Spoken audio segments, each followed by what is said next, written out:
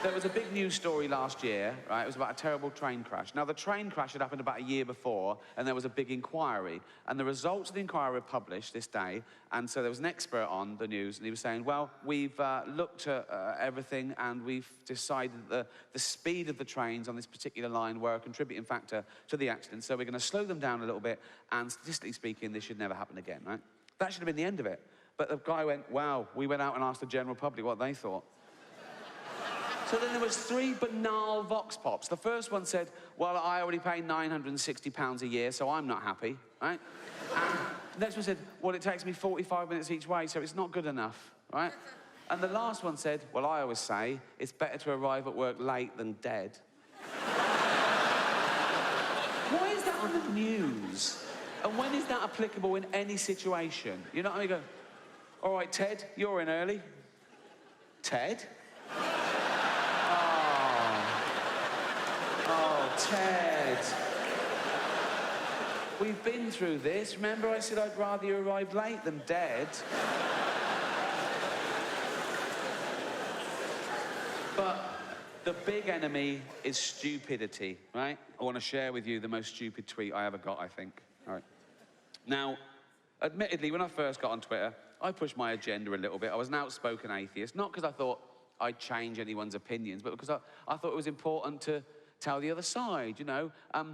There's still 13 countries where people are put to death just for being an atheist, and there's people bullied, and I just wanted to say, it's fine to be an atheist, it's fine to believe in God, and it's fine not to. That's what I was saying, really. And then I realised I didn't even have to tweet about religion or atheism. I could just tweet a fact, and that annoyed just the right people, right?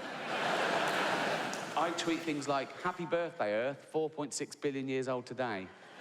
And someone would always go, oh, we know what you're fucking doing, we know what you're doing, right?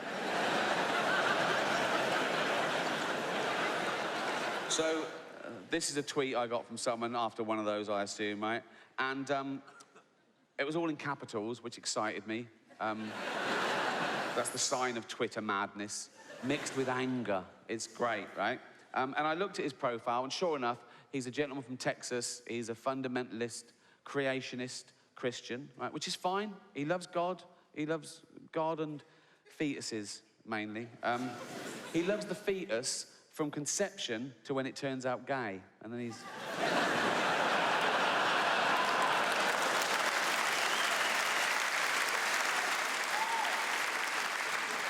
Right, so remember it's all in capitals. He's shouting at me, right?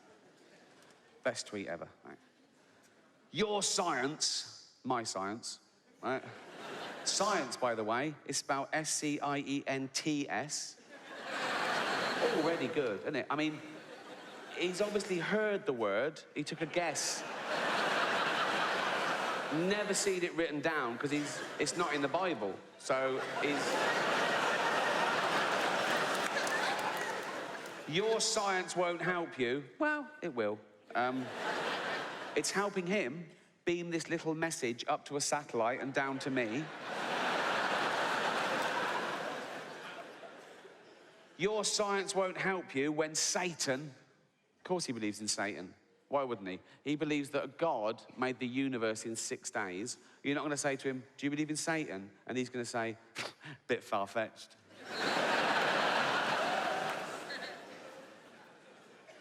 Why doesn't God kill Satan? That's what I'd ask him. If I was wrong and I met God and I go, oh, you do exist. He'd go, yeah. I go, well, in which case, I've got a few fucking questions, mate. In fact, the first one would be, why did you make chocolate kill dogs? What's... mental. Also, if you hate homosexuality so much, why did you put the male G-spot up the arse? What is wrong with you? Then I'd say, why don't you kill Satan? And he'd go, what? I go, why don't you kill Satan? If he does all the bad stuff and you do all the good stuff, yeah, and you want good stuff, yes, yeah. I mean, you do want, yes, yeah. And you could kill him, couldn't you, if you wanted? Yes, because you can do anything easy, yeah. Why don't you kill him then? Because... Shut up.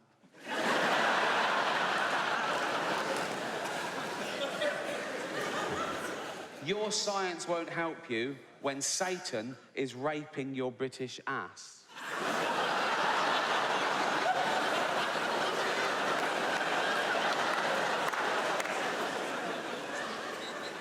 And he's got a point.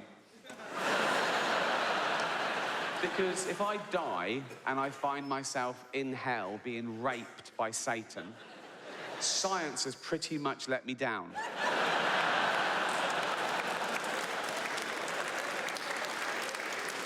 But it's this last line that he just throws away. This line that he signs off with makes this the best tweet I've ever received, right? Your science won't help you when Satan is raping your British ass. I'll be laughing. So, he's there too.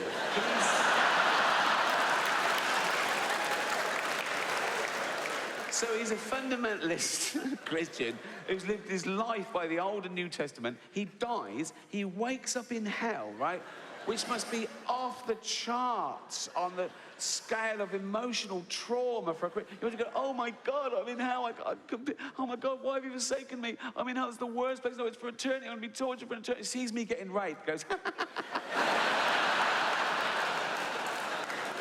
what, he's suddenly over it, is he? His day suddenly got a little bit brighter, right?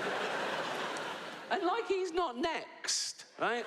So he says, I'm getting raped, right, by the devil, right? And he's just there, you fucking atheist scum, right? And I'm like, yeah, whatever, right? Because I mean, I assume it happens it's like an eternity, so I'm, yeah, whatever, go on your fear. I might say, watch your hooves on my testicles.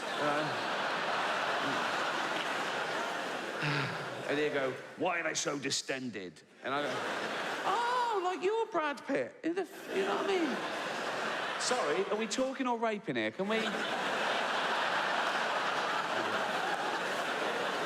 So he's like, you fucking atheist. He's probably bored, and he's fucking atheist every fucking day, like that, right?